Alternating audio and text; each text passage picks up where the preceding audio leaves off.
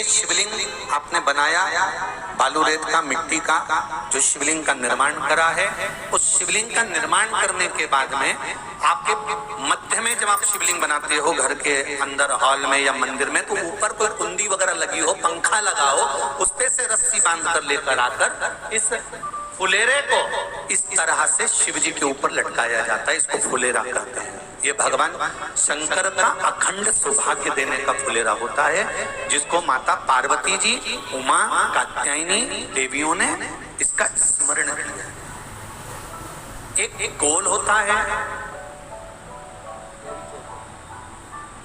गोल, चौकोर, तिरछा, जिस तरह से भी बनाना हो, पर शिव जी के ऊपर नीचे शंकर भगवान होते हैं। ये थोड़ा ऊंचा, जिससे पूजन भी आराम से हो जाए, इसको ऊंचाई की ओर लगाया जाता है, जिससे भगवान, जैसे अपन जलाधारी लगाते हैं, उसी तरह से इस फुलेरे को लगाया जाता है।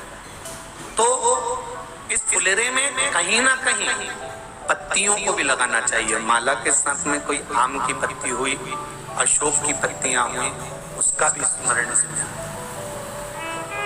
महाराज, उसका भी स्मरण। जैसे भगवान देवाधिदेव महादेव का शिवलिंग का जब दर्शन हो गए, सबको फुलेरे का, अरे जम के तो बोलो, हो गए ना।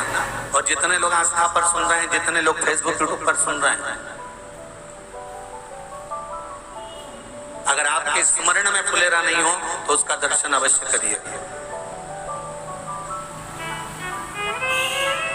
शिव मंदिर में अगर जलाधारी भी लगी हुई है तो जलाधारी से फूल बांधकर नीचे की ओर लटकाना चाहिए, पर लटकाना चाहिए, फुलेरा बनाना चाहिए।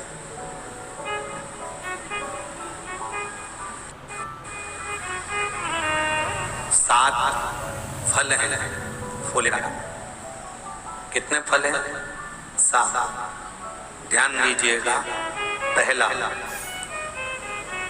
फुलेरा जो नारी व्रत करती आती है और व्रत क्रम उसका चलता रहता है, उस व्रत कर्म के अंतर्गत मान लो किसी कारणवश बीमारी में, कोई कमी के अंदर, कोई सूतक सावड़ के अंतर्गत अगर नारी पूजन नहीं कर पाती है, पूजन नहीं कर पाई और उसने केवल फुलेरे का दर्शन ही कर लिया, अपने पलंग पर पड़ी पड़ी भी फुलेरे का दर्शन कर लिया है, तो नारी को हरतालिका तीज के व्रत का फल प्राप्त हो जाता है।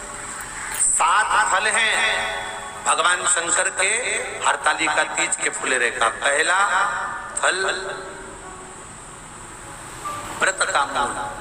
दूसरा,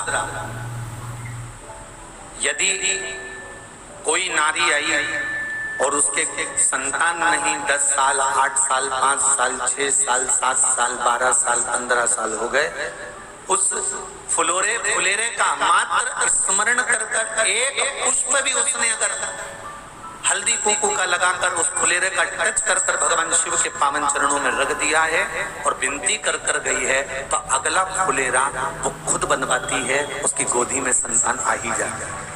अगला फुलेरा वो खुद बनवाएगी, के जाएगी, जीजी अगली बार फुलेरा मेरी तरफ से बनवा देना, मंदिर में फुलेरा मेरी तरफ से लगवाना, अगली बार जब तुम पूजन करो तो फुलेरा मेरी तरफ से बनवाना। ये फुलेरे का मान। तीसरा, महाराज हम कोई दान, गौदान, हरतालिका तीज की किताब है आपके यहाँ, जो लोग पढ़ते होंगे हरतालिका तीज की किताब, उसमें लिखा है ब्राह्मण देव को ये दान देना है, ऐसा दान देना है। अब कोई गरीब है, कोई साधारण है, नहीं है किसी की कैपेसिटी, नहीं दे सकता, तो क्या होता है? तो कहाँ हम गौदान नहीं कर पाते, हम स्वर्णदान नहीं कर पाते, हम वस्त्रदान नहीं कर पाते, हम मुद्रा दान नहीं कर पाते, हम अन्नदान नहीं कर पाते, हम ये सारे दान अगर नहीं भी कर पाते हैं, तो शिव महापुराण की कथा कहती है तीसरा फल फुलेरे का है कि मात्र फुलेरे का दर्शन, स्पर्श कर लेने से सारे दानों का पुण्य फल प्राप्त हो जाता है। ये तीसरा फल फुलेरे। अब हरतालिका तीज का फुलेरे का चौथा महत्व है महाराज। चतुर्थ महत्व हरतालिका तीज के फुलेरे का है, जो कुंवारी कन्या हरतालिका व्रत करती है, पहली बार जो हरतालिका तीज का व्रत करती हैं, या हरतालिका तीज का उद्यापन कर देती हैं, या किसी कारणवश शरीर ऐसा नहीं रहा कि बिना पानी के नहीं रह सकती, तो 2 बूंद अगर उन्होंने पानी भी पी लिया है, या कोई कारणवश एक कुछ गलती हो भी गई है, तो मात्र फुलेरे का दर्शन कर लेने से वो गलती शंकर स्वीकार कर उसको क्षमा कर देते हैं। ये चतुर्थ भाव के अंतर।